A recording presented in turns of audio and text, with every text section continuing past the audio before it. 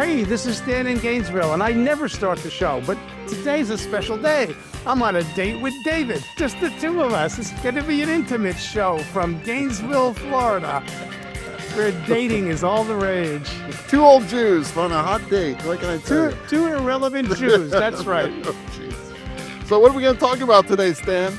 We're going to talk about on Light Talk today, designing for thrust with challenging letting positions, dissing the stagehands, dream theater cruises, and who has the best code, all on Light Talk. And this is David, coming to you from the rainy and cold city of Seattle, Washington. If you don't already know, you are listening to Light Talk, and Stan and I happen to be two Lumen Brothers that are with you today. No sisters today, No baby. sisters and no Steve. Two old Jews talking about lighting. Welcome, everyone, to episode 412. And a quick update. I'm here in Seattle. Lori is doing, she's in a convention for school psychologists, where we're hearing horror stories from all over the nation about our young kids. All I can say is I'm glad I don't have kids. But yeah, it's pretty amazing. But it's rainy and it's cold. And tonight, hey, I didn't tell you this, Stan. Tonight, Lori and I are having dinner with Bernard Latondra. Because guess who's in town? Cirque is in town. Oh. So the show that we saw in Santa Monica is now here in Seattle. So we're going to see it again sometime this week. So we're going to have dinner tonight. It'd be good to see him, our new friend. And also last week, real quick, I was invited by our good friend, Brad Schiller from Martin, to go down to their experience center. I think it's the Harmon Experience Center, and see some of their brand new lights. One was a prototype that was very interesting. It was called the Mac Aura Raven XIP. And I must say, I was really impressed with this light. It was super, super bright. It was huge. It was sort of, it's a multi-pixeled LED wash light. But this thing, it could set a fire to something. There's no doubt about it. It is really bright, super bright. But what's really cool about this light is that it's rated as XIP, which basically is an IP rating that has to do with a limited exposure to water. You can like run it for a concert, and it could be pouring rain and everything's cool, but it can't be permanently mounted outside, but it certainly can be temporarily mounted outside. And by doing that, they're able to make it lighter, make it faster, make it more powerful. It is really a great answer for live entertainment that may be doing outdoor shows. And even on cruise ships that doesn't have permanent installations, they can bring these out, run the show, then take them inside. And it could rain during the show, all that, no problem. But as long as they take them inside at the end of the night. And they have a really cool feature where they have this routine where if it senses rain, run a routine that empties the water out of that, maybe gathering around the lens and things like that, and then start again, which I thought was kind of funny. As I visualize it doing that shedding water dance, I'm hearing them in my head. Going to wash that man right out of my hair. I'm going to wash that man, and just spin around and knock the water off your head, Thank you for that wonderful rendition of that great South Pacific song. We're going to be talking about Brigadoon later, so why not South Pacific, right? So anyway, why not? But what was really cool was a light that's been out for a while now, and that was called the Mac 1. And it is the coolest little light. It's a little wash light, very small, less than 10 pounds. And it is the brightest damn wash light I've seen in a long time. It really rivals what GLP was bringing out a few years ago. It's just a beautiful light, really super powerful, great zoom range, great edge, great optics, and great color. And it's very reasonably priced. I'm seeing it at some retailer for $2,400. That is unbelievable for what this light does. Is it like a little bit like a VL5 LED? But tinier. VL5 is a lot larger. This Okay. thing is like literally, it's like it's less than 10 pounds. I could put it in my backyard. Yeah, you would love this. I don't know what the IP rating is on it, but I'll tell you one thing, it is a really, really nice light. You think the lizards might like it? What's also cool is that they have these brackets that they go in so that you can like mount them in an array, a tower array. Yeah. So yeah. it's super lightweight. It's easy to set up and take down. So a lot of tours are using these just because they're so light and they're so easy to assemble. and disassemble. Interesting. They could travel in modules of like 8 or 12 or things like that and just put them in a crate, take them out, hang them, boom. And the lights will completely spin and they won't run into anything else. Really, really Only cool. 120 watts. Yeah. 120 watts. It's pretty awesome light, I must say. And everybody was freaking out. We're talking about a lot of the top lighting designers in LA were there, and everyone was talking about this light, about how great it was. So I think this is a pretty cool thing. We're going to have Brad on the show in the next few weeks to talk about all these new products in much better detail than I am able to give you right now. So look forward to that. And that's it. Do you have any news, Stan, you want to talk about before we get into our questions? I'm really fully retired now. I'm having these like retirement days where it's like I get up in the morning, I come in the office, I do some work, couple of architectural meetings. That's very nice. Then I go to the gym. Then I cook some dinner. Very and I nice. kind of intersperse it, which I'm just having like a nice life, man. No stress, baby. I'm loving it. And for people who are still stressed out, we have a new sponsor today. You know, Stan and me and Ellen and Steve, we're trying to figure out a way to make money now that we're retired, because we don't think Social Security is going to be around much longer. I wonder why. So I just got my check. Oh, It's there still you working. go. So anyway, but for the people who may be in that, that age bracket where there may not be Social Security anymore, this is something to think of. So what we've done is we've started our own travel agency, but we'll talk about that later. Okay. We'll talk about that later. They could become Light Talk hosts, and then they could monetize the podcast. You could do that, but we can't guarantee how much money you're going to make because Steve, Stan, and I make bupkis. Just because we were foolish. We were foolish. And we are still foolish. And non-capitalistic. Somebody else could take this thing and run with it. They could. So just saying. I'm just saying. Okay. Well, Stan, let's get into our questions today. So you got the first one.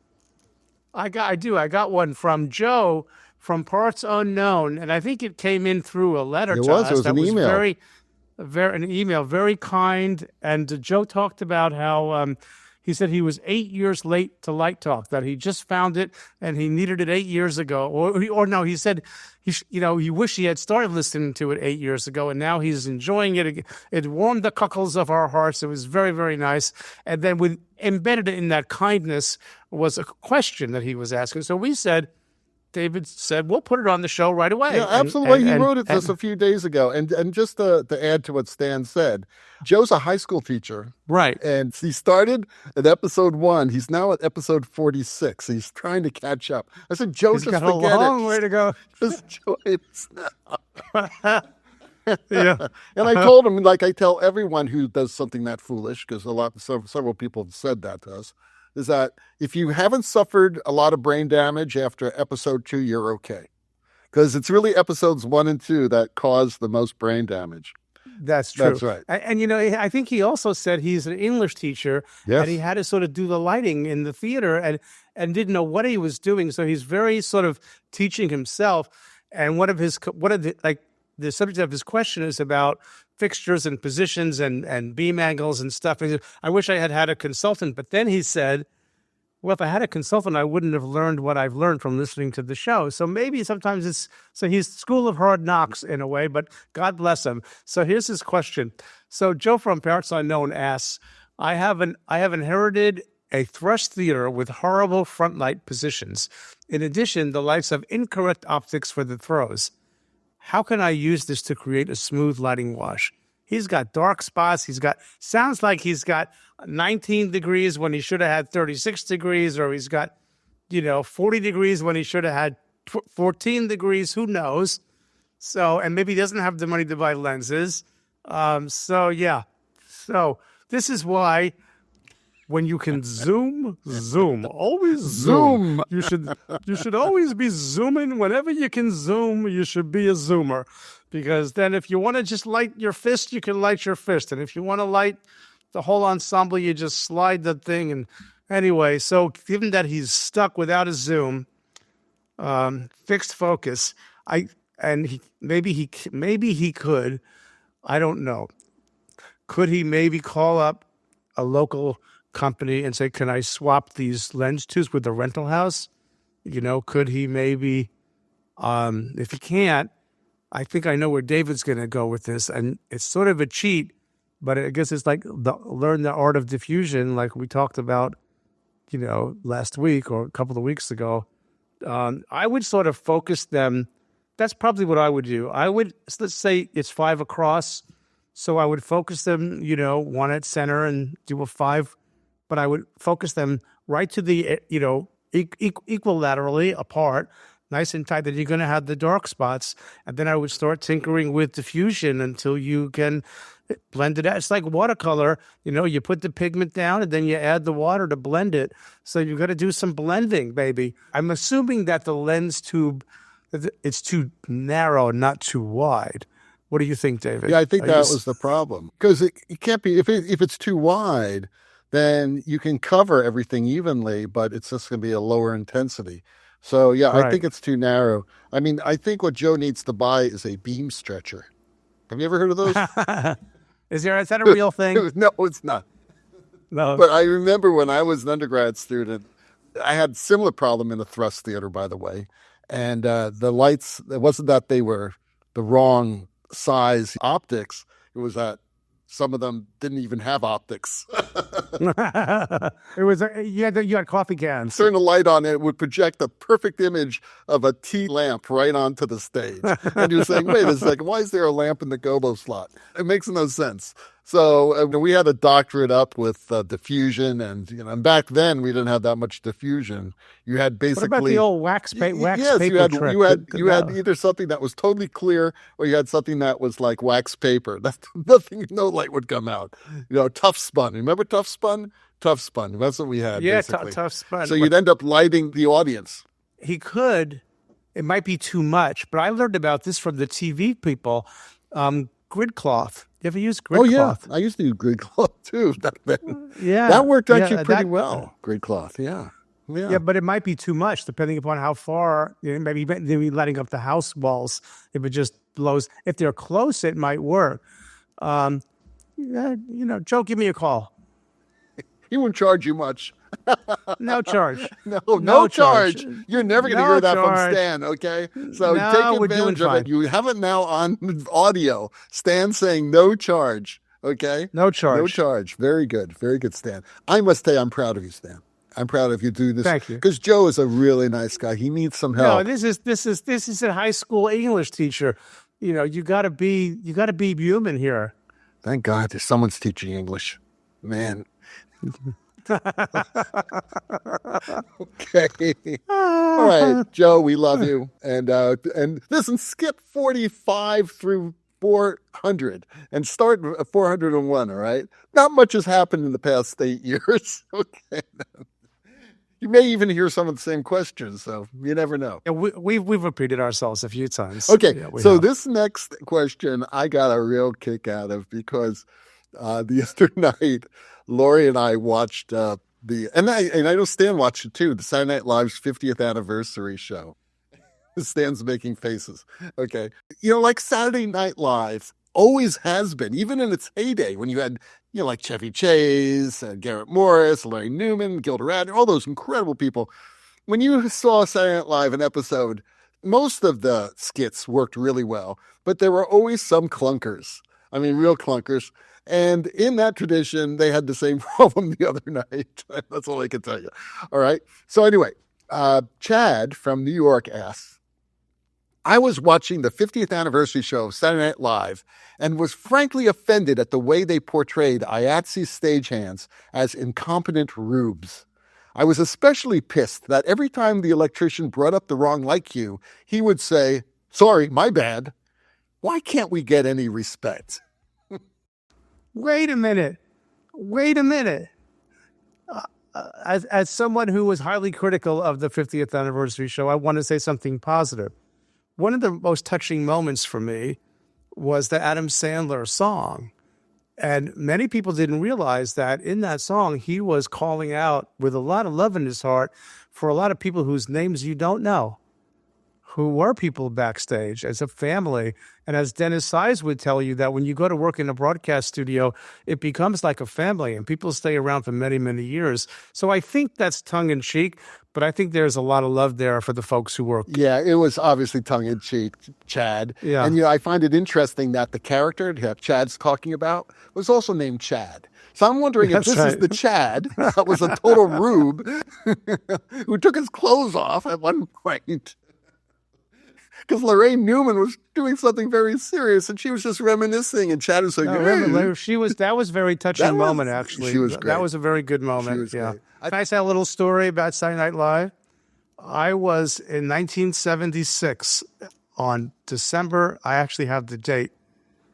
If you grew up in New York City and you were a fan, now back in those days, there were a lot of substances going around, and on Saturday night, the tradition was you would indulge in the substances and you would watch Saturday Night. It made it funnier.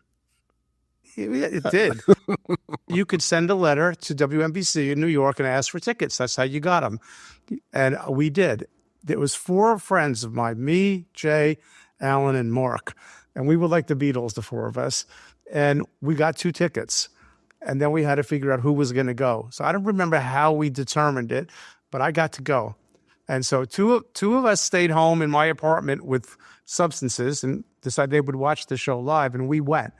And that particular episode, the musical guest, David's going to like this. So I was there in 8H, going down the hall, Lord Michael standing by the doorway, the original cast, Dan Aykroyd, John Belushi, Lorraine Newman, Gilda Radner, all of them. Awesome. And the musical guest on that night, I looked it up to double check. It was Frank Zappa. Wow. And he did a song called, some song about the slime. And they had a monitor that had like a bar across the top of the monitor with slime dripping down it. And then the camera would shoot the monitor when they sang a certain lyric. And it was also the first night of the Killer Bumblebees.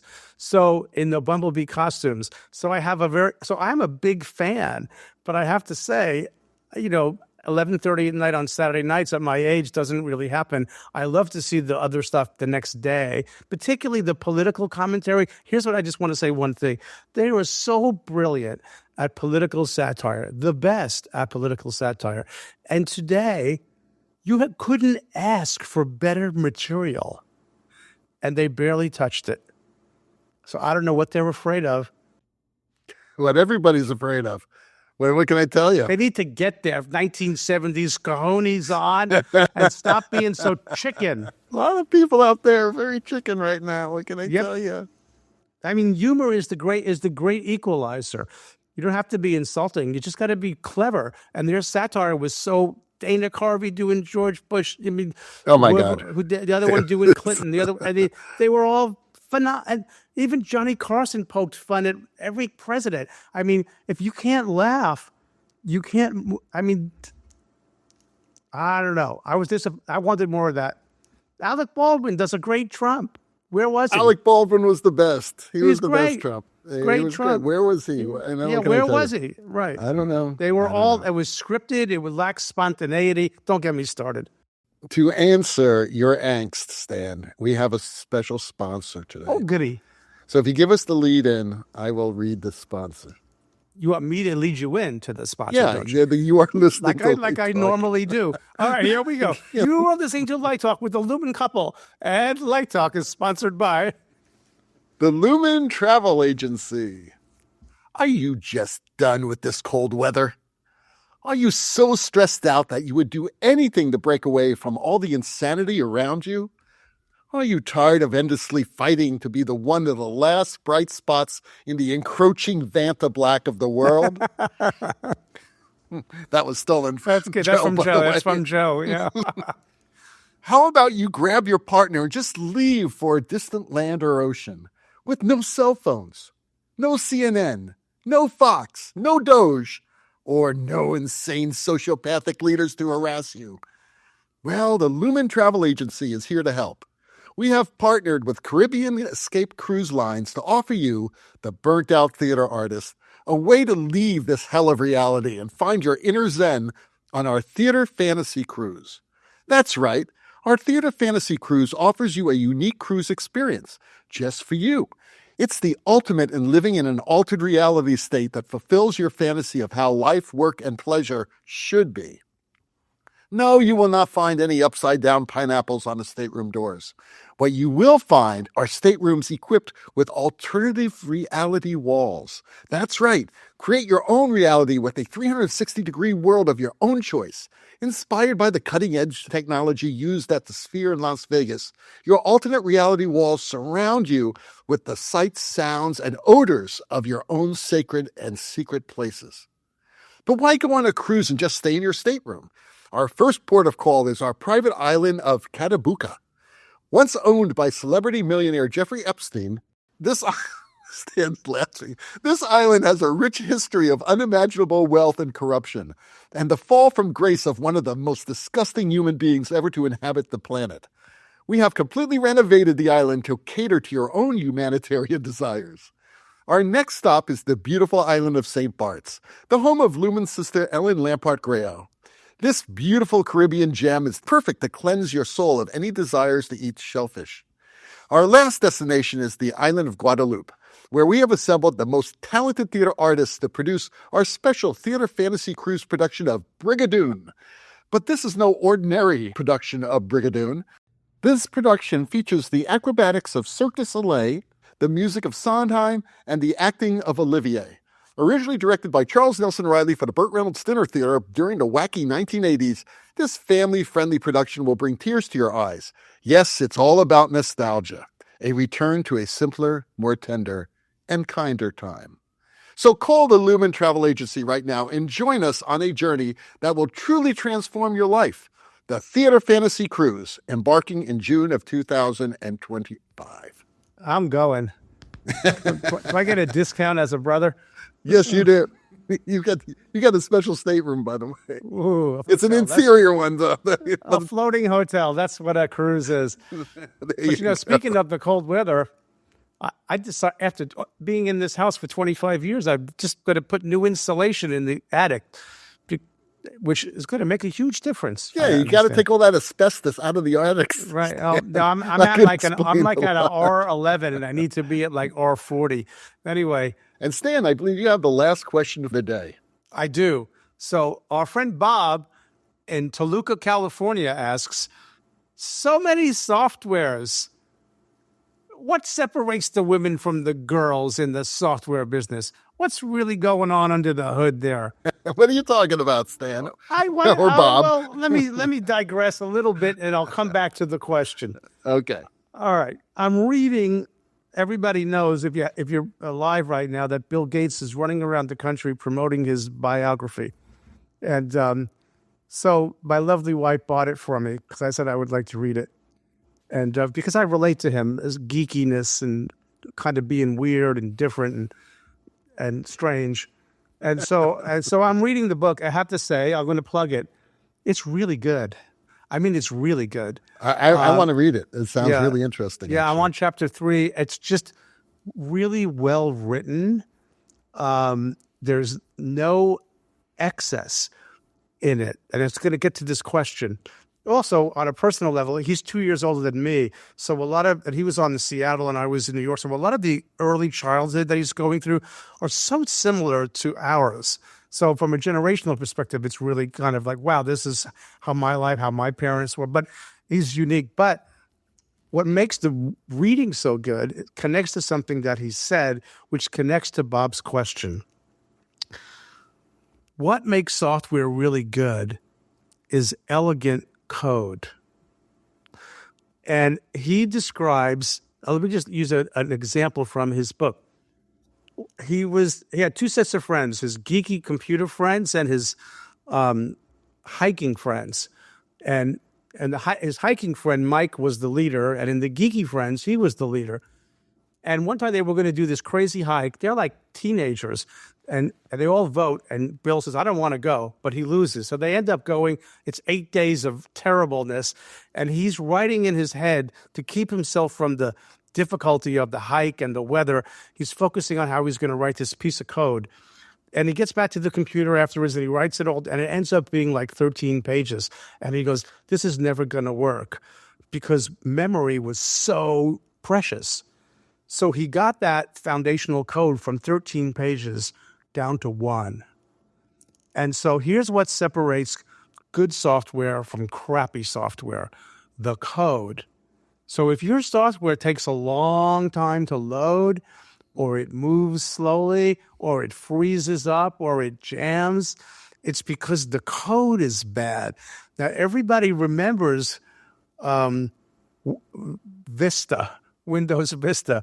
Bad that was a while ago. Code. So what did they do? They had to scrap the old code and start, because if you keep building on old code, it just bogs the thing down. WYSIWYG had the same problem. R15, they scrapped it and they rebuilt the code. So it's all about the code. So if your company doesn't have really excellent code writers to keep that software lean and mean, and you constantly keep finding ways to reduce lines of code, that makes it smooth. You want a new feature, but you got to figure out how to not bog it down. So I think you have to look at what's underlying the problem. And, AutoCAD for me never crashes.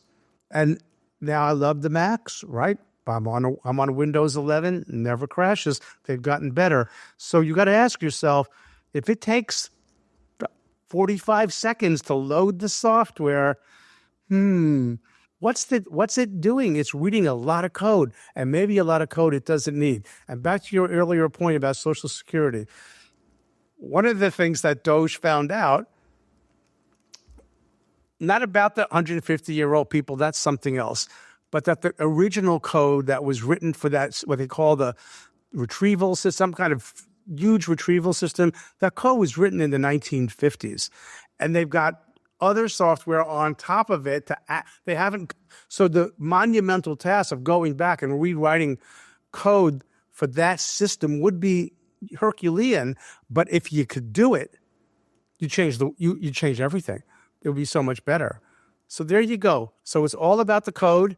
And ask yourself that question: is this behaving like it's got bad code? And if it is, I'd also say don't put all your chickens in one basket. If you're a designer for theater, there are multiple softwares to do your work. If you hang yourself on one and you only learn one, and you're a one-trick pony, when that one particular software starts choking on its code, you're in deep doo-doo. I could just add to what you said, Stan, because I don't disagree with you at all. I agree with everything you said. Did you ever learn how to code in like BASIC? Remember when we learned BASIC and Fortran and all that crap? Right. A very, very little bit. Yeah, I think because you're a couple years younger than I am. And I think I was right in that spot when they started to teach high school students how to code, basically. So I learned BASIC, and then Fortran, and things were a lot simpler back then. But they're simpler now, because I did this the other day. I said, I'm using whatever language, I said Cobalt, and I said to ChatGPT, could you write some code in Cobalt that would tell an LED fixture to go from 0 to full in red? And within a nanosecond, there was the code. So it's a copy and paste. So you don't have to write now. Code writers need to be nervous, because that thing is self-writing code. Code's easy now. But you still have to have an imagination, to come up with the task. That is a prerequisite. Like Laurie's son, that's what he does. I mean, he's, he comes up with the imagination and then figures it all out. Yeah. That's the missing link. And who knows, maybe it'll come. That's like learning generative, right? Artificial general intelligence. If that's the one that's scary, which is like, that means that the thing can learn from its own experience. That's HAL 9000.